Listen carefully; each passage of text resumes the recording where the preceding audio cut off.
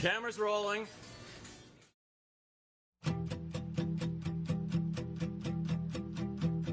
Baby, I'm too young to know any better, but I guess I'm just too old to care. I'm waiting on the morning light to clear the air. Now the sky is on with regret. Letting go, then you pay flags. All the silence that keep me coming back. I'm the one that you hated. You know, the one you didn't want to believe. The one that you hated. Take a look at me now. I'm the mess you created. The one that you hated.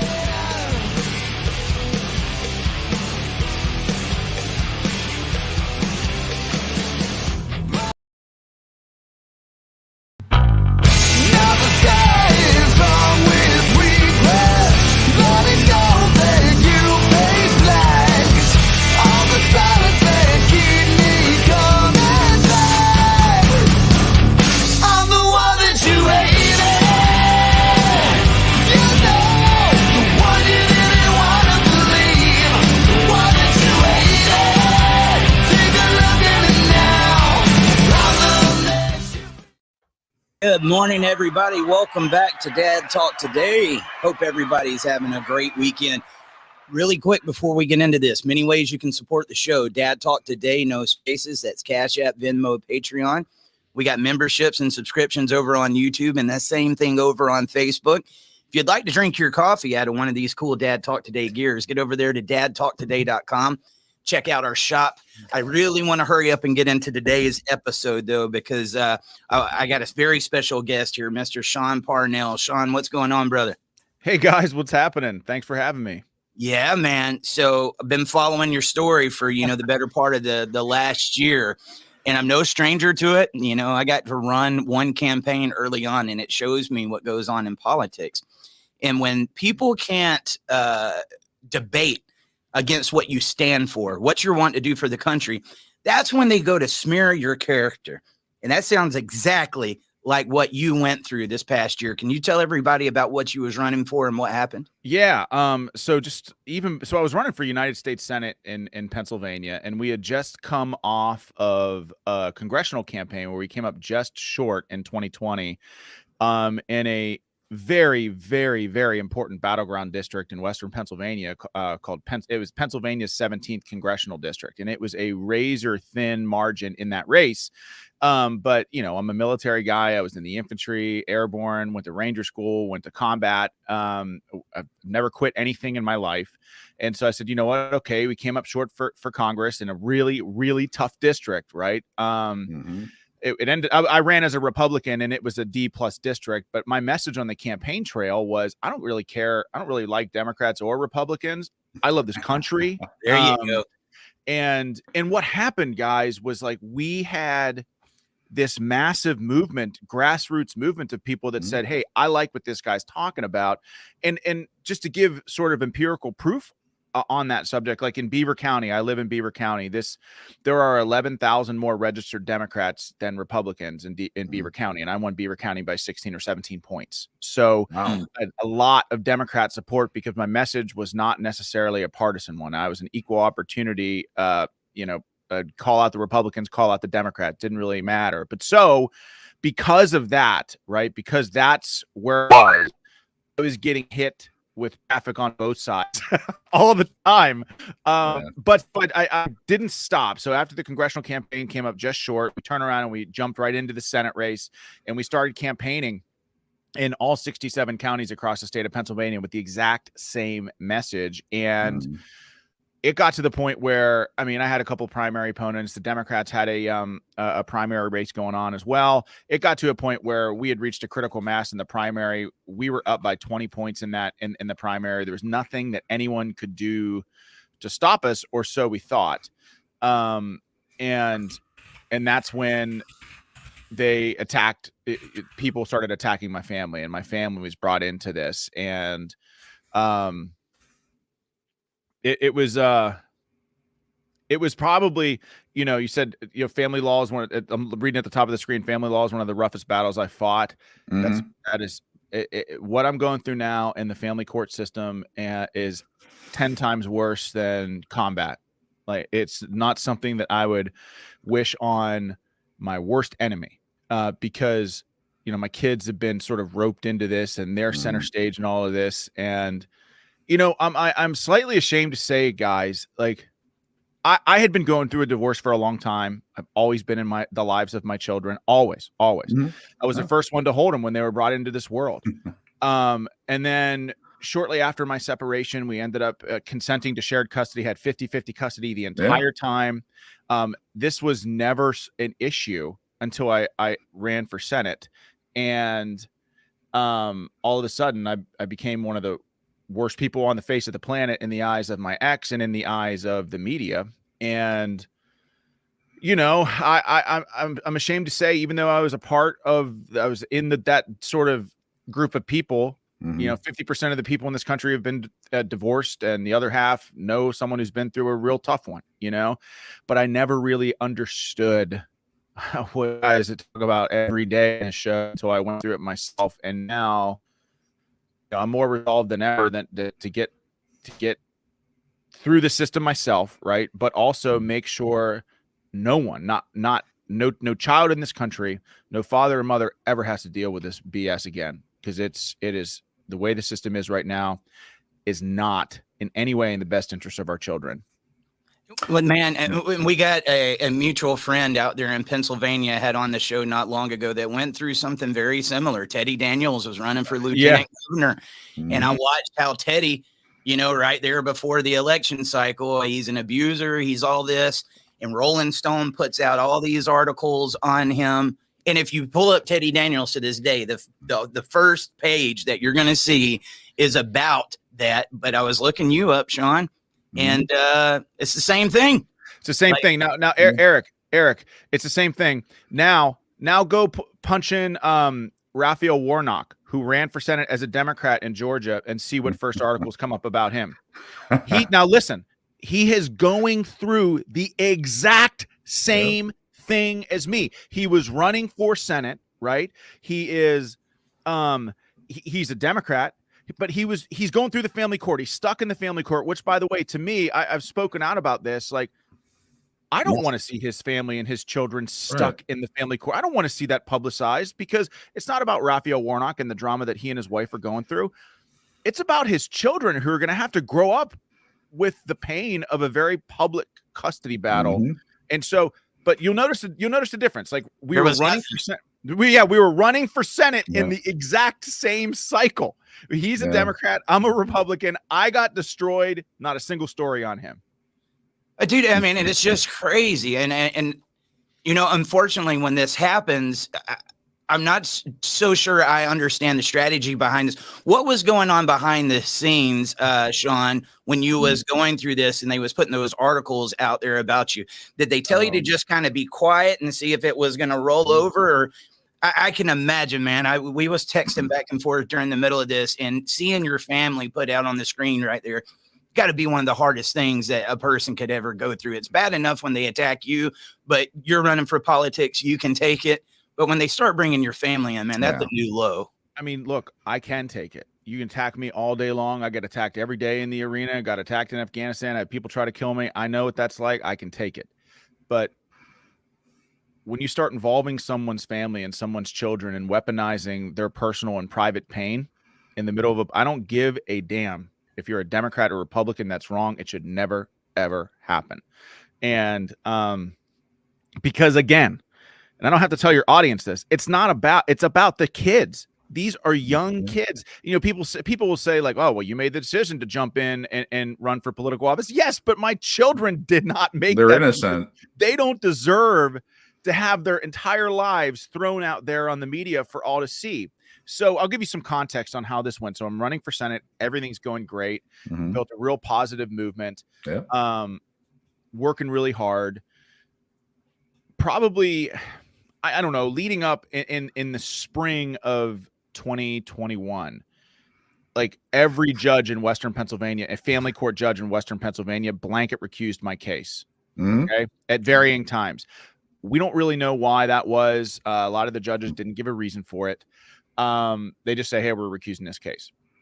And I saw it to myself for the very first time, like, this is a little strange, you know? Now I will say, like, look, having never been through this, I run for political offices, I've been Yeah. a public figure for over 10 years, have 5 books out, prior to even running for office, was successful in the private sector. So it's not like I didn't have a public profile before I ran. I was just naive. And I thought to myself, like, Yeah. wow, it's family court. Like how Yeah. political Not a could it big be? deal.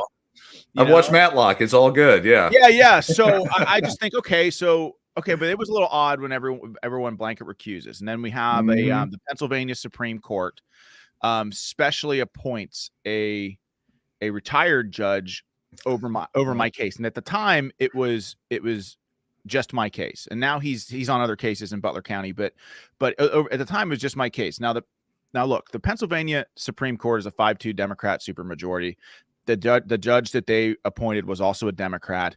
And I like to believe that whether you're a Republican or Democrat on the bench, like you're looking at the law and making decisions on that, or in the case of the family court, making decisions that are in the best interest of kids, regardless Yeah. of whether or not you're a Democrat or Republican. So even then, I didn't whatever, I didn't think anything of it. I knew that I had nothing to hide. I knew that I had the truth on my side. And by the way, you call me a lot of things, but I'm a really good dad. And I think my kids tell you the same thing. I know my kids tell you the same thing. So the Democrat judge appointed over my case. Again, just didn't really think anything of it. Then I get in, I think September sometime, I get President Trump's endorsement. And guys, I'm not exaggerating because I have the emails. Not 1 hour after that endorsement did private custody documents leak to the press, the media, kids' medical records. Not 1 hour. And look, That's a coincidence. I mean, that's a rinky-dink there. And then all of a sudden, a week after that, what was in those documents are all over the television set in commercials. And I'm like, this is crazy. And then the custody trial happened, and I get accused of all of this horrific stuff. Now, the custody modification that was originally filed was about homework and extracurricular activities. Right. And by the way, like, the media didn't report on this. Like, I've always been in the lives of my kids, right? I had 50-50 custody leading up to that. The media structured the story like this was a new custody trial, and these new allegations had surfaced. None of that is true. My kids have always been in my life. So it was so it was a surprise to me, guys. And I had tried to, leading up to the trial, make the trial private. I knew I was up against it because the constitutional standard in Pennsylvania is open courts. But the one caveat to that is, guys, is like, it's just the media. So there are no cameras. So I would ask, if you paid attention to the Johnny Depp Amber Heard trial, imagine if it was just the media in that trial. Imagine if America didn't get to see for themselves Amber Heard on that stand. I'm with you, dude. I've said numerous times, had Johnny not had that recording, it didn't have that media, it was going to go in a very much different direction. And it did. It did for years up until that point in time. Absolutely. And so we have open courts in Pennsylvania, but just the media. So everything is told through the prism of the media. And so I'm sitting in the family. I failed making it private. Trying to, and my whole argument is that, look, like, this is, if I were saying negative things about the mother of my children, which I don't do, I don't want that for my children. This court and the system would rightly frown upon that. But when we're in this courtroom in a custody trial and the media is there reporting on it, there might be some negative things that she has to say about me, or vice versa, that the media will then report, goes on the internet. How is that any different? My kids are old enough to the point where they can go on and look at this stuff for themselves. So they're still being exposed to that negativity. And so how is that good for them? And not only my children are exposed to that negativity, but now their friends know about it. Now their friends' parents know about it. Yep. Now their teachers know about it. It's wrong. And in a system that says the best interest of the children are its mission, that is clearly not in the best interest of the children. And you don't need to be a judge, a lawyer, or a psychologist to understand that either. Yeah, and the caveat of what, Sean was saying, that was another thing I meant to say when I had that, Google search lined up. It always started out Trump-backed candidate. Like, what did that have to do with anything? Now, I saw something, like I said, similar in Teddy's case. Anytime that this family court battle went down and you showed that it wasn't the way they was presenting it, has there ever been any retraction articles apologizing to you or saying Never. that this is what happened? Why not? Well, get this. So listen. So if you want proof that the coverage was one-sided, now look, I don't begrudge the media. I don't like that they were in there, but the law is the law. It's a Senate campaign. I get it. They're reporting the news. I think their coverage was irresponsible and one-sided. And the proof is they reported breathlessly on every accusation that my ex made against me. And they're false accusations. By the way, dismissed in court in a hearing by a judge 3 years prior. Like the very same allegations dismissed in court. A judge said, around the time that they allegedly happened, right, that this is not true. And then 3 years later in court, we're allowed to regurgitate those same allegations. And so, like, never mind that problematic standard. They breathlessly reported those allegations, but you didn't see them with the same intensity report on my outright denial. Right. Right. And so this is all, like, guys, like 100%, this is going to be leveraged against me in court talking about this stuff. And by the way, I am not in any way going after my ex on this. I am not in any way attacking the judge in this case. I am simply laying out there exactly what my experience was leading up to this. Now, the judge in this case issued an order where he took legal custody from me, despite me being a fit, willing, and able father and involved in the lives of my children forever, and awarded my ex primary custody. Even though I disagree with that order, I've appealed that order. I filed another custody modification because there will never be a moment where I don't fight for my kids, ever. Even though I disagree with that order, I still believe in the system. I have to believe in the system, and I followed it to the letter. So even though I disagree with it, I still follow it, is my point, So it's not like I'm out there, shooting from the hip, saying all these horrible things about the court system, the judge. None of that is true. But I'm fighting for my children. And there used to be a time in America where fathers fighting for their children was the right thing to do. But in the case of anyone, in the case of, me, it was positioned as a horrible negative thing, and I'm a terrible person. And that's really when my eyes were open to the family court system, and I started doing digging and frankly watching your show and learning how the system itself is set up to financially benefit from families being pulled apart. Like, did you know about Title 4D when you was running for office? You had no idea. No, but I had no idea. And the system is incentivized to break families apart and order child support so that the federal government reimburses states for child support enforcement. Those federal dollars, rather than using that to reinforce child support, which, by the way, is important, right? Like, I understand that. Right. I've never missed a child support payment. I'm always going to support my ex and my children. But would those federal dollars not be better spent on investing in resources to help families, what is no doubt, and children, the most trying times of their lives, rather than incentivizing the government to split them up? And here's something that, guys, like, I've been all over this, and I at some point in time in my life, I will run for political office again, and I will change this entire system. Like, you have this on recording. Like, I will never ever stop. And I'm just saying, there's cool sound effects there, but there need to be like a federal law, equal shared parenting in every state. Preach. Remove the gladiator nonsense from the court system. Remove the incentives for false allegations to be leveled against one parent or another. None of that is good for the kids.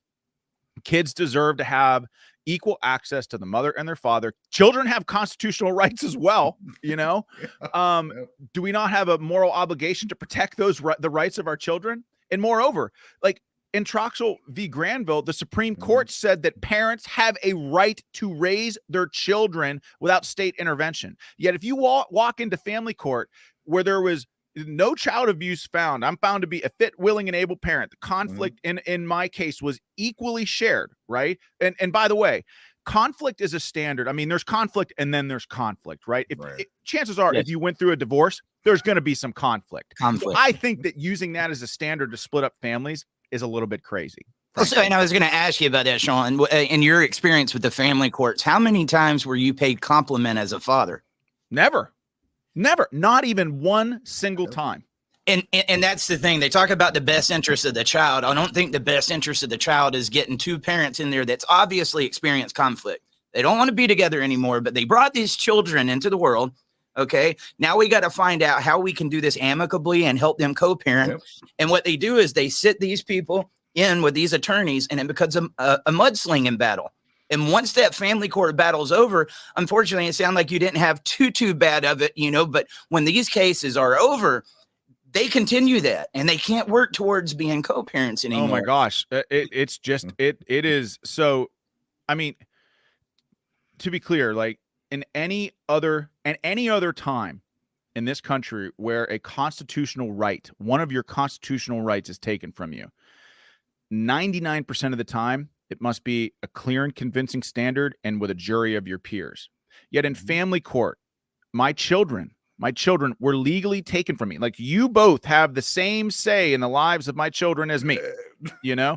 Yep. Yet I have a constitutional right in Troxel v. Granville, Supreme Court case to raise my children without state intervention. Yet a state can take my children from me for no reason. Like to me, this is a real problem, and it's not a jury of my peers that is making the decision to remove that constitutional right. It's not a clear and convincing standard. There was no evidence presented other than testimony. It was a complete he said, she said in the courtroom, and to this day, like as even though that court case did not, even though that custody trial did not go my way, I didn't say a single negative thing about the mother of my kids. Because I knew that, I didn't make up false allegations. I didn't do any of that. And that might have cost me in the long run, but I know that might have cost me in the moment. But I know that my children aren't going to have to look up online and see me saying negative things about their mom, which I know would hurt them far more than it hurts me now. Right. Well, how hard was that for you as the father to see these false allegations come and it actually it prevailed against you? It was the worst thing I've ever been through because all of my life, I have been a protector. I was bullied terribly as a kid, and some of the worst experiences that you can possibly imagine. And one of the things that affected me the most, sitting there on the school bus or out at recess, was me getting bullied, but having friends that watched and did nothing. That changed my perspective on a lot of things. And I made myself a promise when I was like in 3rd or 4th grade, and I said, if I ever in a position to help someone who desperately needed help, I would do it, even if it meant great personal cost to me. Right. And so that's the code by which I've lived my life since I was a kid. And then I after 9/11, I didn't really know what I wanted to do with my life. I was an elementary education major and a history major, secondary education as a freshman, sophomore in college. And then after 9/11, I joined the military, the infantry, airborne school, went to Ranger school, went to Afghanistan on the hunt for bin Laden, was wounded over there. But the reason why I did that was because I wanted to serve something bigger than myself. I wanted to protect people. And that was the reason why I served. I wanted to serve in Washington, was to look out and protect people, look out for and protect people. And so it was really, really hard to all of a sudden be portrayed as a predator and someone who would hurt children or hurt my ex. None of those allegations were true. I blanket denied them, and it didn't work. And so I to this day, there's not a day that so if you're watching this, like, what does that mean? So there's not a day that goes by that someone doesn't say, why don't you go beat your wife and abuse your kids? You jerk, on social media. Not a day that Right. goes by for damn near 18 months where I don't have to hear that. Now, this isn't a poor me thing. I can take it. But I Shouldn't all of have my to. fiction book contracts gone. Corporate contracts that I had prior to running for political office gone. And it shouldn't surprise anybody who's watching this, like, why that would be the case. Like, if you have someone that's equally qualified as me for a job, right? Mhm. And it's down to 2 people. Like, they're the same on paper, except for this guy might have beat his wife and his children, and this guy didn't. Like, who do you think is going to get the job there? So these false allegations leveled in family court to gain, and this isn't just about me. I'm not saying this just about me, but it No. happens to millions of dads and moms, but a lot of dads. Mhm. They destroy people's lives, and it's wrong. It's wrong because every order that is issued in family court is just as important and just as consequential as any criminal court ruling. And when you're talking about, if you sit there and you acknowledge, and you have Democrats and Republicans sitting around a table, guys, and you say, hey, like, how can many of the problems that we face in society today be handled? A lot of people will say around the kitchen table with the right kind of parenting, like parents involved in their kids' education, or parents involved in extracurricular activities, supporting their sports, being emotionally supportive of their kids in times of need, helping them with their homework, making sure they get a job, making sure they understand accountability, responsibility, integrity. Well, what the family court does is they split those families up. For profit. If for profit, and for me, that means being someone who is in the lives of my children for all of their lives, to now just having, all I get right now are 3 Saturdays a month that are uninterrupted by a custody exchange. 3 days a month that are uninterrupted by a custody exchange. Like, how is that good for children? You have a fit, willing, and oh, by the way, never mind the fact that the court, and I'm probably getting in trouble for this, but the court cited me being a leading Senate campaign as a reason for awarding my ex primary custody, and said that I'm really busy for work, and that and that might present some sort of upheaval and inconsistency for the kids. Never mind the fact that I've never really missed custody time with my kids because of work, so there was no evidence of that whatsoever. But they cited that as a reason why they gave my ex primary custody. And then so, like, first of all, like, imagine imagine if that ruling were leveled against a single mom who was working hard to be successful for her children, right? It wouldn't happen. It would never happen. It would never happen. No. And then the court cites my, this is just the things that I think about as a dad. So roll with it, brother. It's like the court cites me working hard for my children as a reason to award my ex primary custody. Okay. And then turns around and orders an astronomical child support obligation after taking my kids. Oh, so, no. like, you work hard, which, by the way, okay, fine. So it's the court has created this sort of self-flicking ice cream cone. Like, you work hard, you lose your kids, but here's a huge child support obligation that you have to work hard to provide for. So, like, so if you see what I'm saying? Like, okay, I got to work my ass off to come up with this child support obligation, but you're going to weaponize that against me in court and say that I can't. You see what I'm saying? I can't be with my kids because I'm working hard. You know what I mean? It's just one big circle that you can't escape. What you've described is about 80, I believe it's 86% nationally. The father's the custody arrangement is, first, third, and fifth weekends, 3 days a month is the common thing, with shocker, huge child support obligation. How did you feel? Like, it sounds like you went from courts are fair, Matlock's true, to wow, you've learned a lot of information in that time, which is how most of us find out. When you started finding out that they do this for profit, that it's not, the best interest of the child the 50 years of studies that show equal shared parenting is what is best for children, and this is all being done for money. Yeah. What I mean, kind of as you made that transition from not knowing to now knowing, what did that do? It's made me more resolved than ever to change this system forever, Preach because on. I just think that there's a better way, you Mhm. know, and I understand why. Okay, let me just back off and say, in the state of Pennsylvania, there's a group called the Dad's Resource Center. Now, Yep. there are women's resource centers in every county in this state, right? Right. Almost like in every courthouse, next to every pathonetary, there's some sort of women's resource center. There are a Mhm. lot of resources for women who, when they go through divorce, they can turn to these people, they can provide them counsel. And this is even prior to them retaining an attorney. Right. There's almost nothing for fathers. You ask Republicans or Democrats, county commissioners, hey, Mhm. can we get a dad's resource center or a men's resource center? Like, it Yep. is like climbing Mount Everest. It is very difficult to do. And in the state of Pennsylvania, the Dad's Resource Center did a study on they did a random sample of contested custody cases in the state of Pennsylvania. Now, Mhm. contested custody cases, like Right. mom and dad fighting over the kids, from 15 different counties, total of 700 cases, or 704 cases. And in that random sample, mom got custody, 404 times, or Mhm. 400 times. Shared Right. custody was entered 104. Dad got custody 100. If that's not evidence of profound systemic bias in the system, I don't know what is. And so we can do better than that.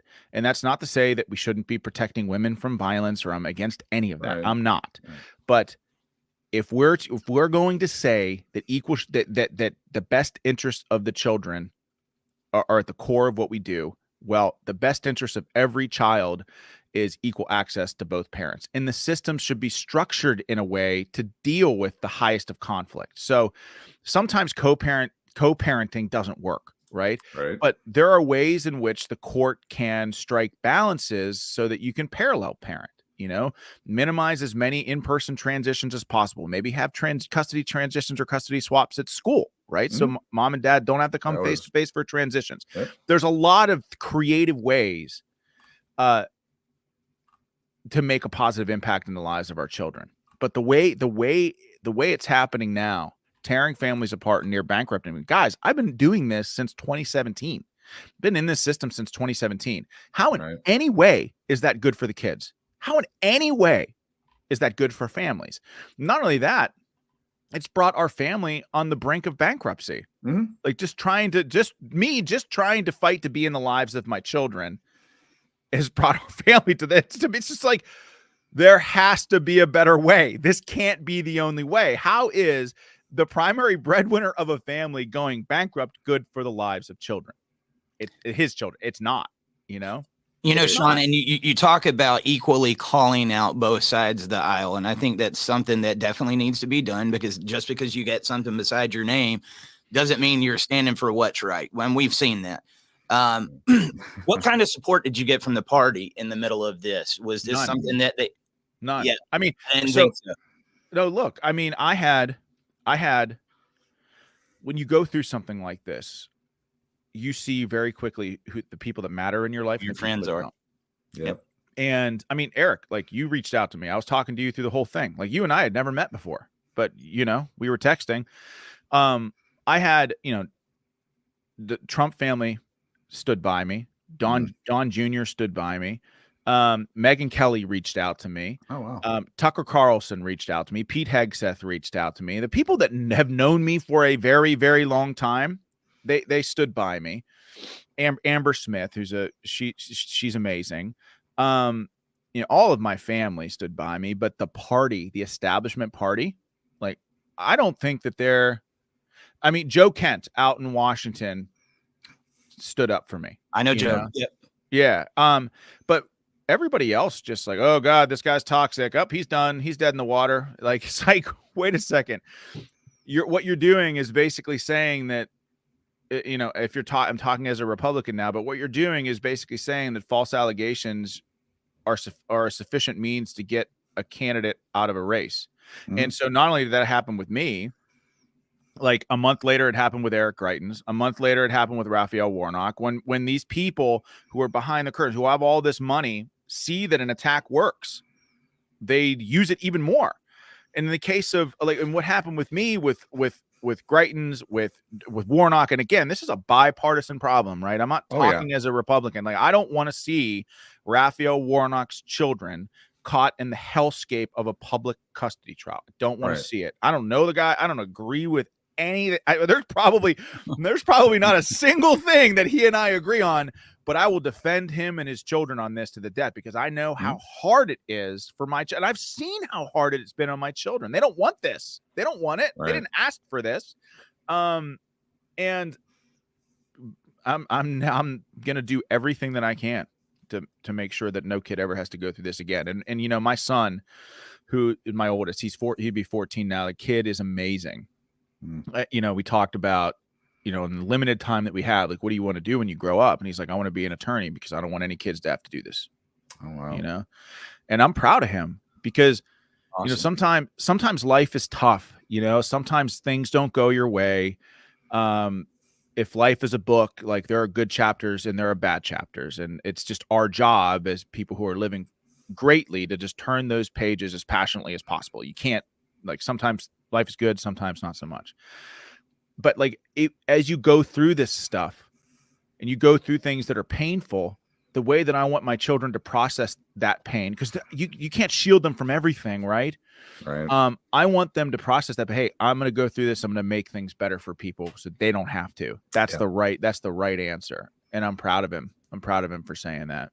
You know, Sean, I just want to ask you that, like, how many people, how many of your colleagues in the party were talking about this issue and trying to raise awareness on it? Because I'm not gonna lie, man. I mean, I've been a little jaded. The past 3.5 years, I have traveled this country. I've done the CPACs, the turning points, you name it. And we would have these conversations. I've been told many times to my face, the best interest of the child standard is the best thing that's ever happened to family law, and that it's working perfectly. And I'm like, there is no way that these people can be this blind to what's going on. And sometimes it feels like you're banging your head up against the wall. It's like, this is a very big problem. We talk about wanting to make America great again. We can't make America great again until we make the family great again. Now, I mean, don't get it twisted. I believe the nuclear family, intact family, is the best thing for a child. It's not always going to happen that way. Parents are going to split. And in the midst of this high conflict, if the courts are going to be involved, it should be to decrease that conflict, get them looking eye to eye and say, work together, guys. Absolutely. We see the exact opposite going on. And I don't see any of them talking about what's going on. Every once in a while, they'll tell me about some of the problems with CPS, which is a whole nother rabbit hole to go down. But it seems like none of our guys, especially inside of the establishment, are looking at this. And that really bothers me. It really bothers me too. And I have thoughts on this. I think, okay, so have you ever had like having gone through a divorce, like we had some mutual friends, right?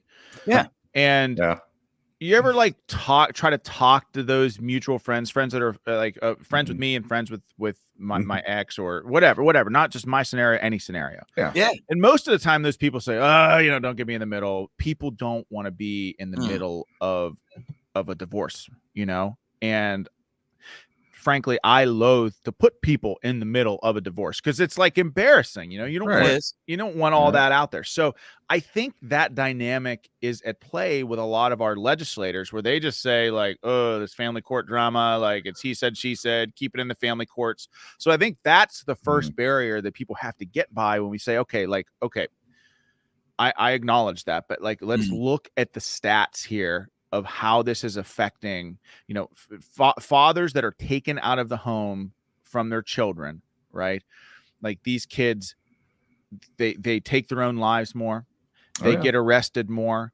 They end up smoking more. They end up doing drugs more. Their grades suffer. They're working at a lower level than they would if they had a father in the home and were educated. I mean, there is a laundry list of problems. Right. What happened to our children, and these children grow up to become adults, and then get married and have their own kids or have their own families, and then they pass those problems in some cases off to the next generation. This is a huge, huge, huge problem. And so I think you just have to, when you talk to legislators, I mean, Eric, like I get what you're talking about, Yeah. you know, because, you know, when you, like, I had the OJ Simpson trial of custody trials. Like I had 50 cameras outside my courtroom. Every media outlet in the country was there. I was on the cover for People of the online version of People magazine for all the wrong reasons, wrong reasons.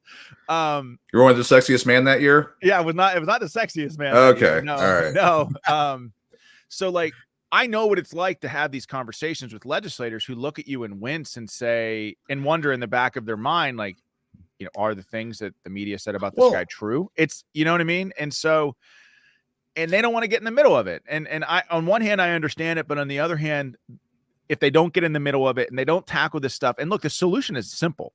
Like, like the standard, I'll tell you what, if every judge in this damn country said this, there better be a damn good reason why you're asking to take legal custody from your spouse. Oh, yeah. You walk into this courtroom and you ask me for that. There better be a damn good reason for it. We try to pass laws across the country for that. I'm trying to remember the legal term for it, to take away 50-50 or to not establish 50-50.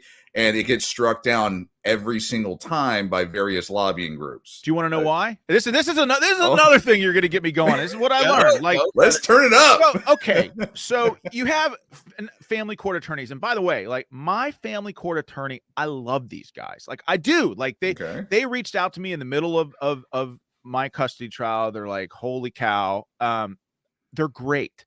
Okay, so I'm not necessarily referring to them here. Okay, I'm saying that the reason, like, why equal shared parenting laws fail is because you have bar associations and family court attorneys who lobby against it passionately.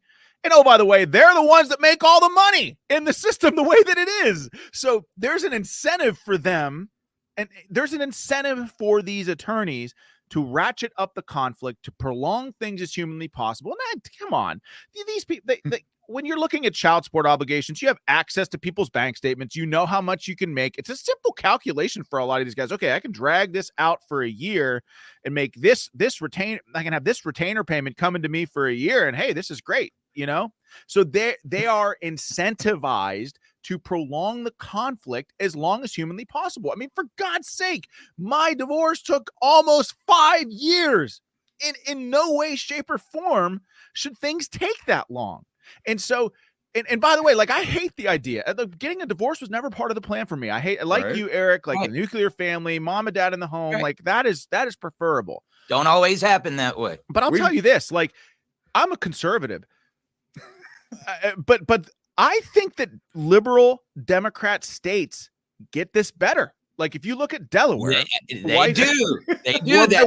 My wife is from Delaware. Like I'm remarried. Like we have a blended family now. We have 5 kids. My 3 kids, her daughters are with us. They're amazing. Like I love her stepdaughters like they're my own. Like they're the best. And my kids get along with them great. But in Delaware, like their standard is equal shared parenting. So right off the bat, you're going in to have to prove like a very high bar of like why that standard should change, right? And judges, by the way, their standard of appointing judges, you know, and look, like, you know, I talked earlier about Democrat judge, Republican judge. They run on partisan tickets in Pennsylvania. So you can't say that judges aren't political. They run on partisan tickets. But in Delaware, right? In Delaware, if a Republican judge retires, the governor has to appoint a Republican judge in his place. And the same is true for a Democrat. The split on benches can be like 5-4 at the most. So the point is they do everything that they can to minimize those biases. Like when we all come into situations with biases, right?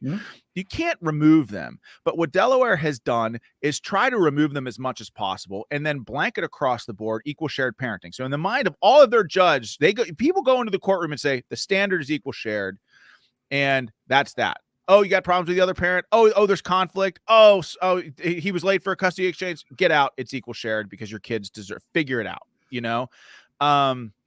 And so her divorce, you know, took 3 months, and her and her ex, who they shared custody, and we had a good co-parenting relationship with them. So, I mean, that didn't mean that they always agreed about every issue. Right. No, of course not. But like, it was what right looked like, I feel like, I believe it, man. But I think there's two things that need to happen. Shared parenting is going to be a must. But if we don't have consequences for false allegations, if these attorneys think that there is a loophole, let me just throw a false allegation on somebody because it's going to give them the upper hand. Man, they was cheating. They was doing everything bad in the book. There's no way they're going to win custody. But if we use that false allegation, maybe they can win. Yeah, the silver There bullet. should be Yeah. Okay. silver bullet. There's got to be consequences, man. And you would think the politicians would want this because false allegations are made in politics every day. Every day. Now, listen to this. So, this is the first time I've really talked about this, but I had 2 PFAs filed against me. 2, one in 2017 and one in 2018. Right. And they were basically the same allegations in both. Both were upheld, and people don't realize, like the media will report on it as if it's true. Well, these PFAs, they're almost granted 100% of the time on a temporary basis. And what that means is that within 10 days of a temporary PFA being granted, you have to have a trial. Right. But if a temporary PFA is granted, you are forcibly removed from your home by sheriffs, and you could be a freaking nun, or you could be like a pastor in a church where you could get married. You have cops escorting you out of your home. Totally unbeknownst to you, hey buddy, like you got 5 minutes to pack your bags and get out of the house that you live in, that you provide for, and stay in a hotel. I don't care what you have to do. But and then what happens is attorneys prolong that 10-day period. I'm not available. And then the other attorney, I'm unavailable. So 10 days becomes 20, and 20 becomes 25. And during that time, you're not allowed to talk to your ex, and you're not allowed to talk to your kids. And if you do, the PFA is permanent, and your ex is given everything, and you're never allowed to talk to your kids again. Like, that is not an exaggeration. Oh. And that is wrong. Like, that's a Tuesday. So these hearings are done on an ex parte basis. And so, in other words, like your ex, man or woman, right? Husband or wife, or spouse can go into a court system and ask for a PFA and have you not even know about it. You don't even get an opportunity to defend yourself until the trial. But during that time, you have no rights. Your rights are completely removed. And what happens is it's such a powerful, powerful weapon to use against somebody if you know that divorce is on the table, because it immediately takes them out of the house. You immediately control the house. And oh, by the way, once they control the house, you go into the court, and the court says, well, this was the status quo. They're living in the house already. We should just keep it that way. Never mind the fact that they filed a fake PFA to get there in the first place. It's ridiculous. It's ridiculous. So both of my PFAs were withdrawn, expunged. Second one, I didn't even settle, even though my attorneys at the time were like, you got to settle. Like, it's just, you're up against it here. Like, you're a combat veteran, like you have tattoos, like you kind of look scary. Like, this isn't going to go well for you. You got to settle. And I'm like, I'm not settling. I didn't do these things. I'm not settling. So we went into court and we won. And here I am thinking that it's, hey, I'm good to go. 3-4 years later, same allegations leveled in family court. Didn't matter. It's like, how, I'm sorry, but how is that America? How is it that you can have the same allegations thrown at you over and over again, and even if you win in court on the merits, doesn't matter? Yeah, it's always a thing. In family court, you can have double indemnity. You can be tried, found innocent. Which actually, I've read all about your case from various court documents, and it was expunged and done. The mother didn't oppose. This was a done deal. They were able to bring this up 3 years later, which, by the way, that was the first 50 pages of Google results I got. That they didn't make it sound like it had already been kicked out. And never once. Yeah, that it was done, but now it's new or whatever. And then they used that against you. They were allowed to the hearsay and all that when you went back, and you were sitting there, I'm sure, going, I don't want to put words in my mouth. You're going, why are we talking about this? I couldn't believe it. Like, we consented to 50-50 custody in 2019. Right. 5225. Yeah. Yeah. So why then are we talking about like all of the stuff that happened prior to consenting? Like, if I was this horrible, evil, terrible abuser, terrible father, why consent to custody then?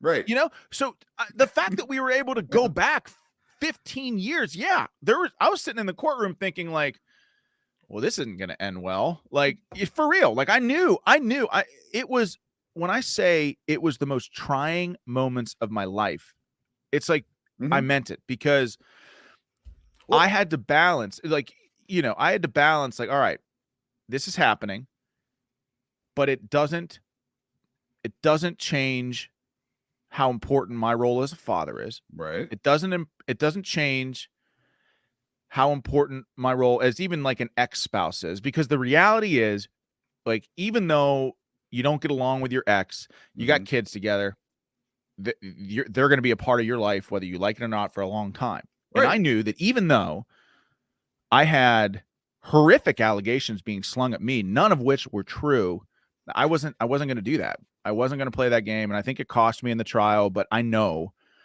that my kids are going to appreciate it later. I know it. And when you found out, and I don't know if you've done the research on this, that 80% of all allegations during divorce are found to be completely patently false. I mean, what did that do when you? So again, it's not like you've been on a learning journey, not one I'd recommend or want on my worst enemy, but now that you're learning this, and you're like, okay, 80% of all allegations are false, proven. This is after the fact, but they still do it, and they're rewarded for it. I mean, what did that do to you? It's really, it's hard to describe, because it's like, have you ever seen like the movie, the Last Samurai? Oh yes, where they cut the top knot off the samurai and they shame him. Like, that's how it feels. Where everything that you are is destroyed in that moment. Everything, because fathers, are there bad fathers out there? Of course. Are there fathers who abuse and hurt their children and don't deserve to be around their children? Of course. Right. But the vast majority of dads that go through this, you said 80+% of allegations that are leveled are false. And men level false allegations too. It's just, it happens far more to the fathers. It just does.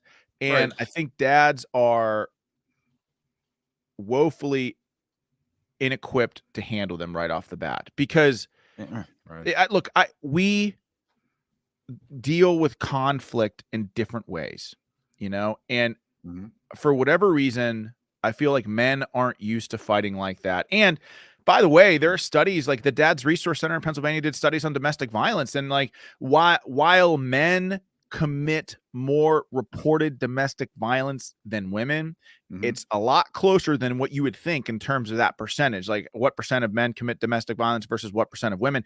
And that doesn't account for men not reporting at all, when men, by the way, rarely report because it's just embarrassing and there's a stigma associated with it. So we're laughed at. Yeah, you're laughed at completely. And so going through that crucible and that gauntlet was hell worse than I've ever experienced. But like I told you before, like, I'm more endeavored now to change the system than I ever have been. One second, man. So Sean, they actually have updated statistics with the U.S. Census Bureau. I think it was last year, domestic violence happened to 3.5 million women versus 4.2 million men. That shocks me, because I'll tell you, the majority of people that I have come to my show that said they went through domestic violence say they never reported it, again, because of the shame. And that's been the hardest part of speaking about fathers' rights or going to these political conferences. It feels like you're damned if you do and you're damned if you don't. If you don't speak, you're a deadbeat. But if you're a father and you start speaking up against the challenges that you're going through, that means you hate women, or that you're putting this all off on women. And it's just like, no matter what dads say, whether it's in the political arena, whether it's on the media, no matter where it's at, it's going to be canceled out. It's not true. Dads don't have it that bad.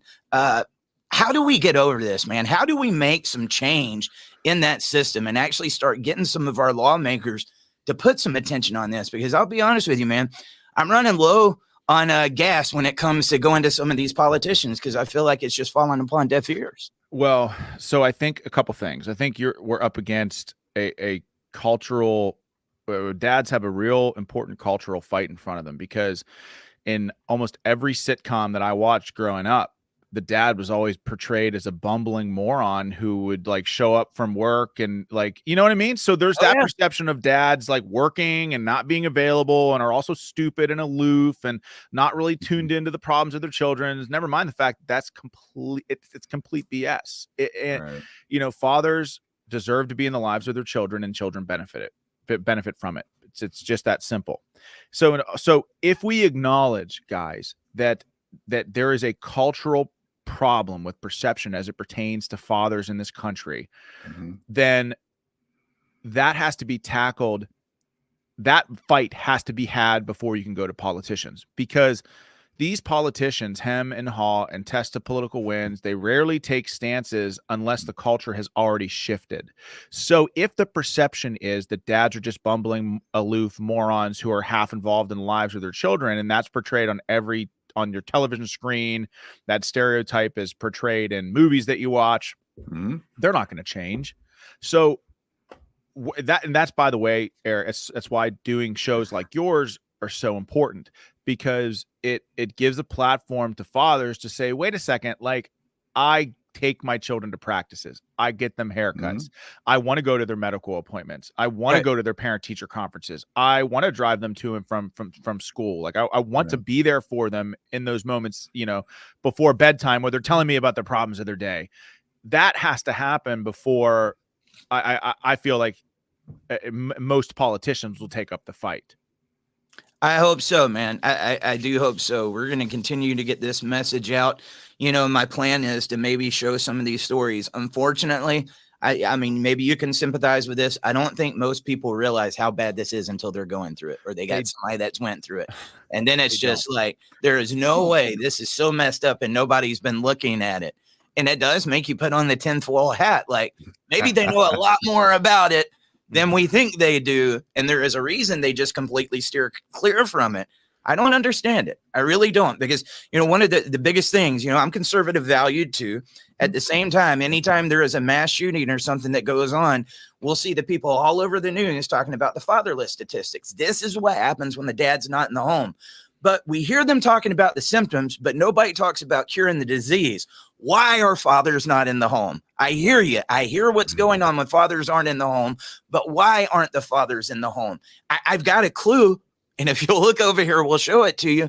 But it seems like they are just completely closed to it, man. And that's just trying to figure out a way to get it across, you know? That's why the problem can be solved, you know, if you have federal equal shared parenting laws.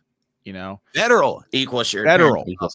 I like that. Now listen, 99% of the time, I would tell you, I hate the federal government. I don't want them in my state. I would rather have the states have more power than federal governments. I'd rather have local governments have more power than state governments. Okay.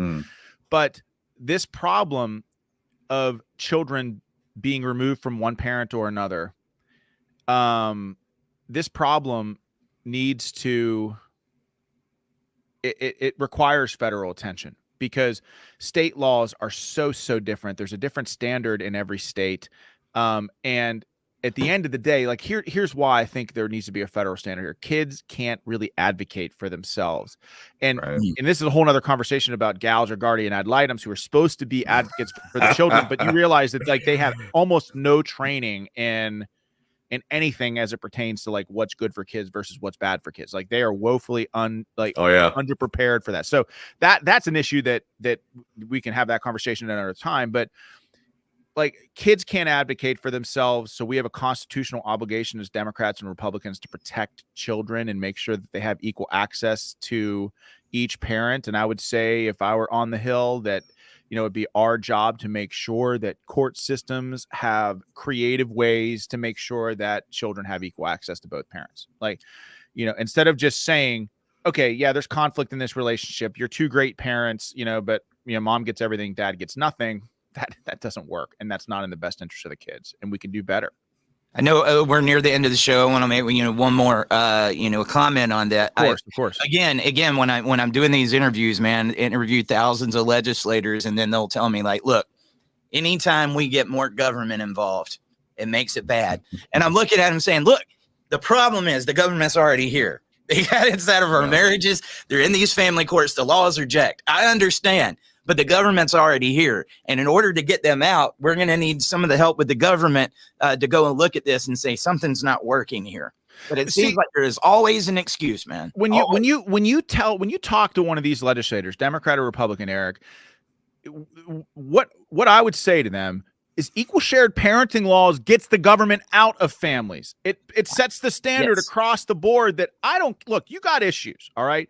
You don't like how the one parent dresses. Oh, you don't like their parenting style. Oh, you don't like their job or whatever. Figure it out, because those kids are relying on you. Figure it out. We'll help you come up with a custody schedule to do that. We'll help you come up with co-parenting plans to do that. We have resources that we can put you in instead of, punishing dads, punishing fathers for missing child support payments, putting them in jail, and then them coming out and not being able to get a job because they were in jail for missing child support. Like, maybe we can do better than that. Right. And again, child support payments are important, but instead of financially incentivizing state governments and appellate courts and trial courts to split families up financially, we should invest those federal dollars and resources to help families get through this hell. Well, we actually do have the federal government does have programs to help dads and like that. The problem is there's more money to be recovered and incentivized back to the states for just doing the hammer with the child support and Title 40 funds. Like Pennsylvania, not pick on your home state, but actually roughly every year y'all get a $25 million bonus check for matching the 6 pieces for collecting child support, establishing paternity, etc. So, and that's part of the issue is, and that's where we probably need to get it at the federal level, but at the state level, each state is incentivized. They get a bonus check. They of course recover the 60 cents or 66 cents on every dollar that they spend in an effort to collect child support, not the actual dollars they collect. I like to specify, be very specific there, because some people have, thought they make that money, but the states, we do have those laws out there, but the states receive more money from collecting child support. So, what would you do? Or I don't know if we need a different show, but like how to change that? How do we go about that at the legislative level to change that around? You'd have to do it in every state unless you have a bipartisan coalition. And I think that has to start in the House of Representatives, a bipartisan coalition in the House of Representatives to tackle it. And I'm telling you, I think you could do it, because I'll tell you, maybe this is, look, this was hell for me to go through. It was hell for more importantly, it was hell for my family. Right. I can understand, brother. But everywhere I go, I have Democrats and Republicans coming up to me and saying, hang in there. You didn't deserve that. It's okay. I went through that. My brother went through that. My sister went through that. So it's been oddly unifying in the sense that both Democrats and Republicans go through horrible divorces and horrible family court fights, horrible custody battles. So I think, look, I don't think it's been tried before on the Hill, but I think you'd be surprised to find that you'd have bipartisan support for legislation like this to make the system better, because divorce and family court fights are not unique to just Republicans. Democrats go through them too. Oh yeah. Oh, definitely. It's just the incentive. I think privately, most of the legislative branches, they'll agree that we should have equal shared parenting. They know the stats, they know the laws, they know, and unfortunately they know the incentives, they know the money that's going around, not just in the federal funding of it, but the individual cottage industries, the lawyers associations, the lobbying and all that. So it's a very big hill to climb, no pun intended, references to the Hill. But I did want to ask, and I know we're probably going over, but it's okay. One, thank you for your service. Yes. Two, a question that we do ask from time to time, people that have been in the military, is going through family court and being in the military. Do you see any? Oh my God. Oh my. So I came out of the military. I was in heavy combat for 485 days. And I realized very quickly that a lot, like when you go through war changes you. And a lot of the men in my platoon, because back then in the infantry, it was just men. A lot of the men in my platoon were struggling. So as a leader, I had to say, look, okay, I'm struggling too. I'm going to go get help. And so look, I'm going to lead by example. You can go get help too. And what happened was even after I was medically retired from the military, I became an advocate for soldiers who were suffering with post-traumatic stress. Oh, wow. You know, you had 22 veterans every single day in this country back then taking their own lives. And I said, that's a national tragedy. So I ended up having a charity, give service dogs to veterans, and was out there in communities helping vets every day, giving them service dogs to help get through that. And I would get up on stage and I say, look, I got PTSD. I struggled. It's okay to struggle. You can go get help. Yep. That was weaponized against me in family court. Like, hey, you have PTSD? Like, you've been through combat? Like, are you safe to be around your kids? Are you too broken? And I'm thinking to myself, like, would any lawyer in this country or anybody be okay with saying, hey, you were in a horrible car accident, like you have PTSD, like, can you be around your kids? Or God forbid, hey, you suffered through a sexual assault and you have PTSD from that. Like, are you too broken to be around your children? So post-traumatic stress disorder at its core is an anxiety disorder. So if you're going to weaponize post-traumatic stress disorder that I suffered from in combat against me for being a combat veteran, are you also prepared to do it against people who have suffered through a sexual assault? Because it's wrong. It's wrong. And you know, it shouldn't be something that's weaponized in family court. You know, it just shouldn't. I'm with you, brother, dude. You got people begging us to keep this one going in the comments, but it's Dad talking. I know he's going to go spend some time with his kids. So, hopefully we can have you back on here. I'll come back anytime. Anytime you want, I'll come back. Seriously, I love you guys. What you're doing for dads is amazing. Keep it up. Don't lose heart, because there are millions of dads in this country that feel like they don't have a voice, that feel like they don't have a place to go, and you're giving them that. So keep up the great work. Just stay focused, stay consistent, and you're going to help change this country for the better. Man, I sure do appreciate it. Sean, what do you got coming up, man? Are you going to make another run at it? What's going on in the meantime, and where can people keep up with you? Well, the immediate 25-meter target is going to watch my daughter in The Wizard of Oz in her musical today. So there's that. Right. So, but I've got a podcast called Battleground Podcast where we interview exceptional Americans about leadership, overcoming adversity. That flagship episodes drop every Wednesday. You can watch that wherever podcasts are. And I've got 5 books out. First one is a nonfiction book called Outlaw Platoon, and I've got 4 fiction books out as well. And you'll see me around. Just follow me on Instagram. You can follow me on Twitter at Sean Parnell USA. I'm also on Facebook as well. So I'll be around, and if I can help you guys anyway in your mission, please let me know. Man, get out there and watch The Wizard of Oz with your little one, and then let's get back to showing The Wizard of Oz behind the scenes in these family courts, brother. Exactly. We'll see you next time, guys. See ya. Hey everybody, Eric Carroll here. Thank you for tuning in to another exciting episode of Dad Talk Today. While we fight for you, we would ask for you to please help fight for us. Like, subscribe to our channel, and ring that bell so you get notifications every time we go live. There's also Super Chats, patreon.com/Dad Talk Today, and other ways you can support our channel.